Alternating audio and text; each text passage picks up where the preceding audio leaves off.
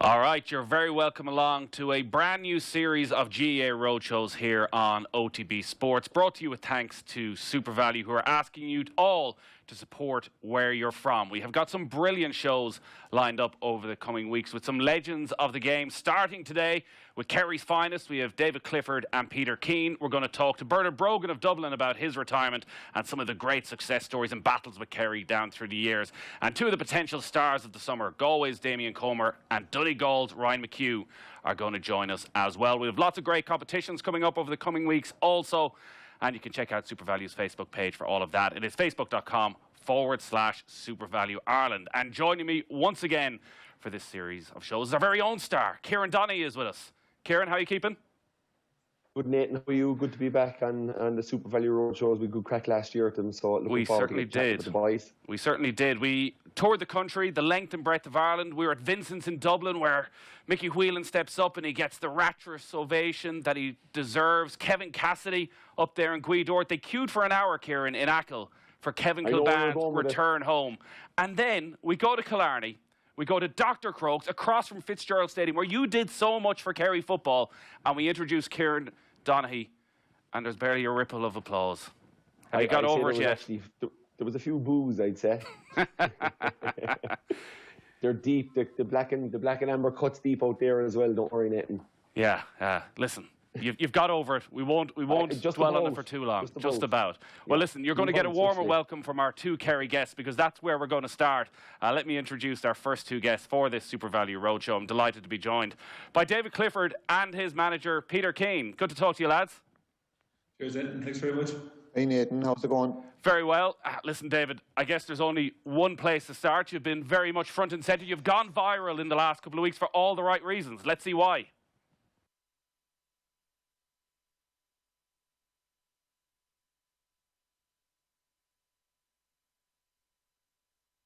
So we are playing the video of that goal, David, that you scored for East Kerry in the county final. It's been replayed hundreds of thousands of times at this stage. You might talk us through it. At what stage do you know you're going for goal? I probably don't have the answer to that. I think a lot of these things you probably don't know what's going through your head at the time. I suppose I got the ball. I was at 15, 16 yards out, and I probably had a bit of space. And I suppose I think my thought process was, look, I'll have a go, and worst case scenario, it's going to go over the bar. I actually had one very similar in the county final last year in the first half, but it did go over the bar. So that was probably worst case scenario. Looking 1 out of 100 probably go in the top corner like it did, but I'll take it. Is that your weaker foot? Do you have a weaker foot? Yeah, I'm permanently left-footed. Yeah, so it would have been my weaker foot. Definitely going up, I would have been much weaker, but I would have put in a bit of time to it. Yeah, so. Kieran, you probably would have fisted it over the bar from there. I'd say I would have been looking to pass it to David, I'd say. But, yeah, no, just, Dave, your little run in behind, I think it was Peter Crowley for it. That little run, we're seeing it a lot more in the game from inside forwards, in around the D, where they kind of run out. You did it last year in the All-Ireland final once or twice, and at certain periods during the year. That little run out and the little spin back door, it's something that's been used an awful lot, more so than any other time in the game. Is it something that you're going to kind of actively look for this year a bit more in the conditions? Yeah, possibly, yeah. Look, I suppose it's the way things are gone now, where defences are that bit more congested. You need to try and break free from a man, and not over 10 or 15 yards, it's over 2 or 3 yards, you need to try and slip free. So different small little movements like that are probably something, you need to try and use a bit more these days. Peter, when you're watching a game like that and you're seeing David smash it into the back of the net with his bad foot, you're thinking, yeah, he's flying coming into the county scene. You're also probably looking at Peter Crowley, who's marking him, thinking, geez, I might need to get this lad a bit of counselling. There's no fear of Peter, I can guarantee you that. Peter, incidentally, has had a cruciate ligament last year, so we were planning on him being back in late March, and I suppose with COVID coming, it upset that. But he is a guy who has benefited from this, because he's got a lot of games under his belt. To go back to that game with David, was a cracking goal. I was there myself, and I looked in, and my initial thought was, did it go wide, because the goalie didn't move? And next thing I saw it rattling, so it was a cracking goal. Peter, when did you first see David play? I suppose I would have been aware of him somewhere between 14 and 15 years of age. I would have been familiar with his dad. I would have played football with his dad and with his uncle. down in South Kerry. So obviously, I suppose, look, it's a big county, but it's a small county. We all know what's going on around who's coming, who's not coming. It's amazing. There's somebody standing out at 14 or 12. You hear about them, you know. So I would have been aware of him, and obviously then worked with him in 16, and was at that game that Kieran mentioned earlier on, the Hogan Cup, where he got a cracker of a goal in that game as well. And there was incredible success at minor level that you were both a part of as well with Kerry. And as you say, word gets round very quickly, Peter, of these young stars. And it is a lot of pressure on young kids, and not all of them make it to senior football. What do you do, and what's the big difference now from when you had them as a 17, 18-year-old to a 21-year-old now, in how you treat them and making sure that you give this young Kerry side, the players who came through at minor level, the best possible chance of succeeding at senior level? What were the words of wisdom you were given along the way to try and make sure they all stayed on the right track? Well, I think it's easy to keep fellas on track because they're hungry. You're correct in saying, look, we've had a bit of success at minor level, but that's minor level, that's gone. You know, we're hungry for a bit more now. And it's about going and trying to achieve something at senior level. David alluded earlier that there's a lot of them coming through now that have played together at minor and 21 and 20. So look, you have fellas coming, and I suppose they're hungry. So they kind of keep themselves on the ground themselves. And you know, when you go into a Kerry panel, you know, to the older guys, they're setting the tempo, and you know, there's no fella having notions about himself inside there, I can guarantee you.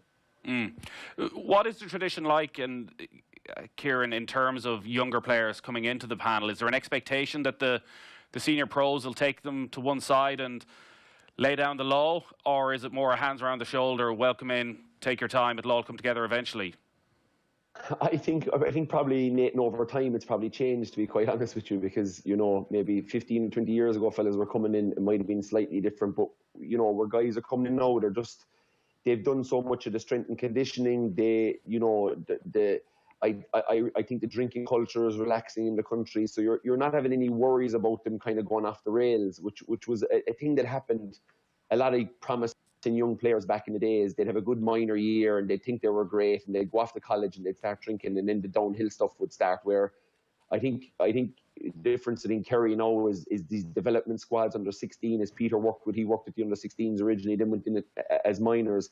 They're getting very good tutelage, and they're getting kind of minded better, I would say. The gap between that minor and under 21, there was a ferocious amount of players I felt lost back in the day with that gap. That 3-year gap was a lot. You 3 years of college in it. You 2 years maybe where you couldn't get on the under 21s coming out of minor. So I think that gap and that whole window has kind of been shortened, and I think the level of care around, you know, every part of these guys, not just to mind them when they're playing, but actually to talk them through, you know, how they're getting on in college. Do they need anything extra? The support structures are a bit better. And I just think these guys they're a credit to themselves, really, these young players, you know. And it's something I noticed the year I was going. I was just kind of bowled over by just where these guys were at mentally. And, you know, I just think of myself coming into the Kerry dressing room for my first time when I was 21 or 22. You know, I would have been kind of shaking, you know, nervous. Maybe Dave will correct me on this, but I just never got that off him. You know, he knew what he was about. He knew what his levels of talent were. He's level-headed enough to know that he has to go and work on and drive on. But, like, to be quite honest with you, in 18, David Clifford was a leader for Kerry, and didn't have to do too much talking about it, just by his actions. And, you know, he dug us out of holes in his first year, and just seeing stuff like that. That'd be, whereas maybe years ago an 18-year-old would show flashes of brilliance, flashes of promise, and wow, this fella's going to be good. It's rare enough that someone comes in and leads the line for a team with, you know, so-called kind of experienced guys around them. That's some compliment there, David, that as you go in your first year, you have that sort of respect from probably the most senior member of that Kerry squad. Did you feel going in, did you think about what it would be like going into that dressing room and how you would act? It probably did. Like, I probably didn't have a whole lot of time to think about it. We probably finished up playing club stuff in, like, maybe October, November, like, and you're kind of straight into training then. But to be fair to the more senior players in the team, like, they made it fairly seamless coming in there. Like, there was no, I would have probably known some of them from maybe being around Clarny and stuff like that and playing club games and stuff. So I think, to be fair to some of the older fellas there, I have to give them massive credit. Like, they made it very easy for me, you know. Would you be encouraged to pick up the phone to Gooch and have a chat with him about how he dealt with things when he was younger? And listen, you obviously have Maurice Fitz in there as well, and to be able to bend his ear, I'm sure, is a huge opportunity for you, and one you probably take advantage of as much as you can. Yeah, funny enough, I actually roomed Tommy Walsh a lot there in the league game. He must be sick of me because I'd be asking him so many questions. No, but it's interesting. Like, and anytime you meet, like you said, any of the likes of Gooch or Morris, anything like that, like, they're always willing to give you time and to give you bits of advice and stuff like that. So it's unreal to have fellas like that in the county. And what sort of stuff are you asking Tommy Walsh? What are you looking for? What's the insight you want?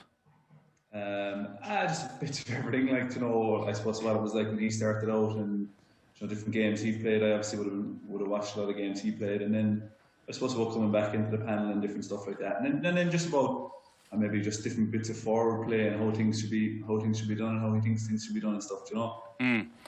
We had Peter Canavan on Off the Ball during the week, and he was talking about your development and the extra attention that is coming on you more and more because, well, if people weren't aware of just how talented a player you are and how dangerous a player you are, you've certainly proved it over the first couple of years in Championship. And he was saying how you're going to have to sharpen your elbows and deal with it yourself, that players realise they can't cow David Clifford out of it. He's big enough, he's strong enough, he's not going to be taken out of the game. But you got to make sure as a player that you need to hold your discipline as well. Is that something you've really noticed that over the last couple of years, that you are getting even closer attention and that players are going to, if they can't put you off your game, they're mentally going to try and get inside your head and maybe provoke something of a reaction? Yeah, possibly. I would say that, like, obviously, as everyone knows, backs all around the country are good players. Like, there's the physicality side of things. Fellas are strong, fellas are cute, fellas know what to do. But the treatment side of things, I wouldn't pay too much attention to it. Like, look, you're a forward, like, the back is going to try and stop you from scoring. So, like you say, you can't afford to be getting sent off and losing your discipline in games. So that's everyone's aim, is to try and keep 15 players in the field. Peter, just on that point then about David and about defenders and having to deal with defenders and cope with defenders and the protection level he gets and deserves at times, is that a conversation that you have internally as well, as to make sure that the right frame of mind is there going into the games? Not particularly, Nate, and in fairness, the guy can look after himself. But, you know, your referees generally, they're very good. And I suppose what you try and do is share the burden amongst the other 5 forwards as well, you know? Yeah. Kieran, I think it's fair to say you play the game on the edge. Yeah. That's because I wasn't as good as David. You would have seen the Gooch having to deal with this as well. I did, but again, you know, I used to just try and take a bit of heat off him when I could, but again, well able to look after himself, like, you know, and it's just the fine line, and it's been on the fine line of looking after yourself, and Gooch was fine and ratty when he needed to be, but, you know, you do have to stick up for yourself, because they will try and get it, defenders will try and get into your head, they will try and rattle you, both physically and mentally, and Dave is big enough physically, so that, you know, that's not an issue, and he's very solid mentally, so it's just the fine line of him, because I think he's very good when he's on the edge of using his physicality, using that 6'4" frame he has, using that strength he has. And I think, like, I used to be, Dave, you know, I said this to you before, I used to be getting you to celebrate your scores, you know, to give a bit back to defenders, because I felt that you had so much potential of putting the ball over the bar that if you had that little bit as well, it would just drive on the guys that are looking at you, the guys that are looking up to you, and the guys that are looking for you to leave the line. Don't listen to him, David. Don't listen to him. Don't be giving that back. No, in fairness, he celebrated after the Monaghan goal, the tap down, and that goal was huge for us that season, because we were done for only for it, and the point before it was even bigger. I think most people forget about the point, but I was saying to him, especially going into the cauldron of Clonus, you know, that, you know, the Drew Wileys and these fellas would be looking to take lumps off him, and it was his first major kind of physical test that way, And I said this before, I looked over after 2 minutes and Drew Wiley was giving him a few rabbit punches and Dave turned around and walked him back 4 or 5 yards, just holding him by the jersey, just to kind of draw a bit of attention to the umpires and say, listen, you know, you got to watch this. But, you know, I knew from then on that this fella didn't need any looking after. He was well able to look after it himself. But I think Kerry need a bit of that. They need a bit of that up front, and they need a bit of that leadership. And I think it is a form of leadership when you're going to lead the line through your body language, but also be able to do the skillful stuff that Dave obviously has in the locker. Peter, just to loop back to when you were saying you were at that final between East Kerry and Mid Kerry, and I think I speak for the rest of the country when we are utterly bamboozled by how the Kerry club and county system works and the divisional teams and all of that. Is there a big difference in style of play throughout Kerry when you look at East Kerry? You're from South Kerry, and some of the great South Kerry players that have come through, from Mick O'Connell to Mick O'Dwyer. Are there different styles within the different regions? I suppose North Kerry would be seen as a lot tougher than, say, some of the other parts of the county. But that said, our system sounds convoluted to a lot of people, but it's actually very, very good because it gives everybody in every club an opportunity to play senior county championship football. We have a very good club championship system as well, which is run in tiered, senior, intermediate, Premier Junior and Junior. And Kieran's club there at the death won the senior club this year, and he's still going strong for a young fella. I'm ready for a call up, Peter, no problem. I was waiting for that. I switched on the TV one Friday night. I think you were 6 points down heading into injury time. Donaghy got the goal. You were reffing the game as well, Kieran, it seemed, by the end of it. Jesus, man, I tell you, I was outnumbered if I was then. No, look, it is Nathan to the outside people, but Peter is right. Peter comes from South Kerry, and you look at such a great warrior that played with us was Declan O'Sullivan, you know, from Drummond, small rural club. If he's not getting the opportunity, you know, to play with South Kerry at minor level first, when I think he was 15 or 16, he was playing minor with South Kerry. I marked him in a minor final. He was number 10. I played wing back. So he's getting to put his kind of his stall out to management teams at the top level. Whereas if he didn't have that opportunity and he was, you know, maybe he mightn't be seen. And I think Peter's right. It's a great way to get everybody seen. I was explaining this to somebody in Dublin last year ahead of the All-Ireland final. They were like you. They were just kind of couldn't get their head around it. But it's quite simple. You know, if you're a Premier Intermediate club, you're able to kind of join forces with the small other clubs around you.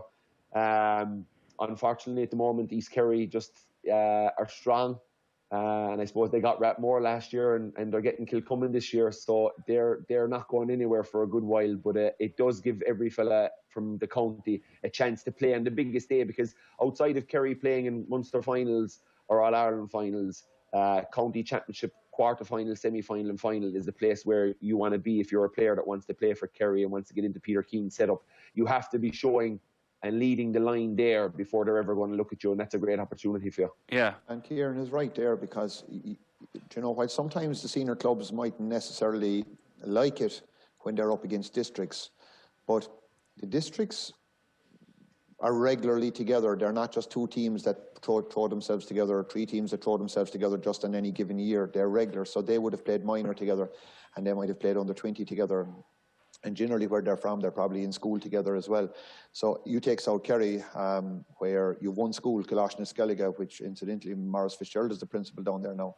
But all of the clubs in South Kerry are feeding in there. So even if guys go into school there in first year and they have a first year team, or a 15.5 team, or a 16.5, or a senior team, and they go in and they play minor with South Kerry, and then they're in time will play together at senior level. So like, it does form a bit like a club over a period of time, because they're so regularly playing together. But it does give, like Kieran was just saying, it does give the junior club player or the intermediate player the opportunity to play at the higher level, at quarter-final, semi-final, and to be recognised by whoever is in the county, in charge of the county at that given time, and giving them that opportunity. And it might be a little bit lopsided in the last couple of years, because East Kerry is quite strong. We have a bit of rural depopulation happening down here. But that said, you know, Kieran's own club, Austin Stacks, 1-1 and 14. Crokes have been very dominant. They're two clubs that have been dominant. Kieran's club last year. Did you win? You won the senior club as well last year, Kieran, didn't you? Yeah.